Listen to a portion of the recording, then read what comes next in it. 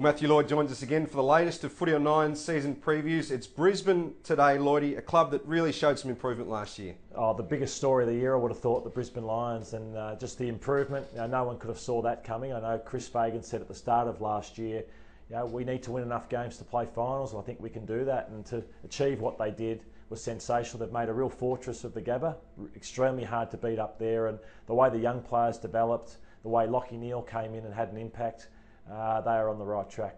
They made some big moves, as you mentioned. Lachie Neale was last year, but we have a look at their trade period now. They've really gone for their on a needs basis this time, haven't they, with Cam Ellis-Yolmen and also Grant Birchall?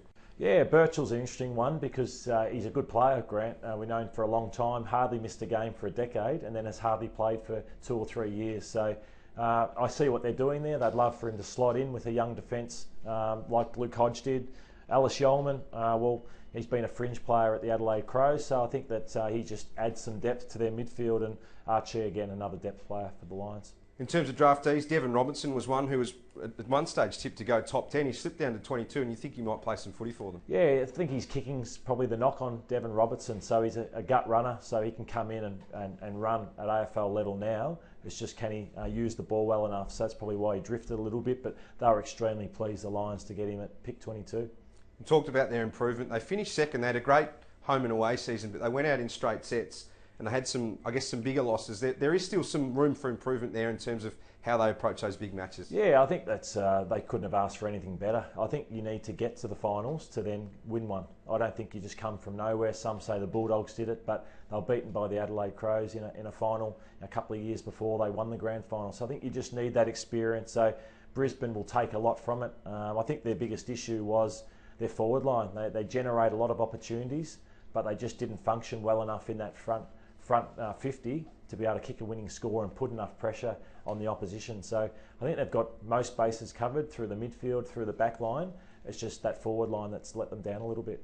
Well, their key position names are interesting, aren't they? Because they've got a few big ones in likes of Harris Andrews down back and also Eric Hipwood up forward. They perhaps don't have the depth in that area that other clubs might have. Yeah, that's right. I think McStay, he's just undersized for a key position and not a great crumb. So he's a good solid player, but has failed on the big stage a little bit. You've got Cameron Rayner that has been a real tease at AFL level, and for a player that's still young, he's got to win more football than he does. So he's a player that's kicked 20 goals in his first 2 seasons, but then failed in the finals. Kicked 1-on-1. I think had 7 or 8 possessions in that second final that he played in. So there's a fair few question marks on that forward line, but that was a wonderful year from the Lions, and I think Chris Fagan, he's just like that man manager. I think the way he communicates with his players, they love him, they want to play for him. I think that's where coaching's gone, and Fagan, I can't see them falling away this year. You touched on Cam Rayner. There's been a lot of focus on him being a #1 draft pick, and Chris Fagan mentioned that someone like Dustin Martin did take a while to really reach his peak level, and Rayner's someone who's been compared to his style, I guess. Yeah, the interesting thing with Rayner is we always knew that Martin would have the engine or could build up to being a midfielder. I think Cameron Rayner is a bit like Christian Petrarca. He'll never ever be a pure midfielder. So it's probably the toughest position to play on the ground, being a small medium forward. So he's got to work a little bit harder, and I think that's what they should be putting it on him over the off-season break. That how good do you want to be? Gary Ablett Jr. went from that small forward into that midfielder, and he needs to be able to go in there for at least 5 minutes a quarter to try and break the tag of some of these small defenders.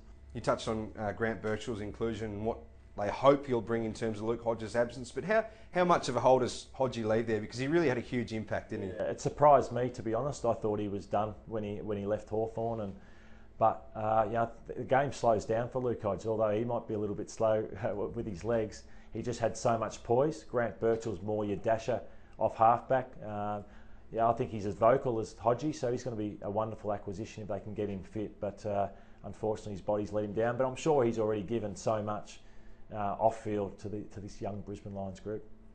Well, let's get to your predictions now for the season ahead. Who's the pressure on at Brisbane? It's a hard one to pick. Yeah, we've spoken a lot about Rayner. I think the pressure's on him, but I think Eric Hipwood, I want to see how much size he's put on, because on the lead, he's just lightning quick. He's a good mark. He's a beautiful kick, but the bigger defenders really body him up, and he hasn't found an answer to get around that. So he's got to find a few more tricks, I think, Eric Hipwood, to be able to kick that 50 goals that they'll be hoping can kick this year. In terms of improvement, well, you've already asked for it from Hipwood and Rayner, but who will be the big improver? Jared Berry's a player that I really like. Hugh McCluggage, I would have loved to have named, but he was top 3 in their best and fairest. I think he's a future Brownlow medalist, Hugh McCluggage. But I think Jared Berry is more your workman-like midfielder. But like Jared Lyons, I think he can accumulate 30 disposals, but he can hit the scoreboard as well. So he's one I expect to see come through really strongly this year. Now, having finished where they did last year, they're probably going to get a harder draw, as hard as that is to quantify. But where do you think they're going to finish this year? I think the Lions finish top 4 again. I think that, and with the experience of last year, they win a final. So I think that they'll be there at the business end in 2020. Lloydie, thanks again. For more, wideworldofsports.com.au and 9 Now for Footy on 9's season previews. Thank you.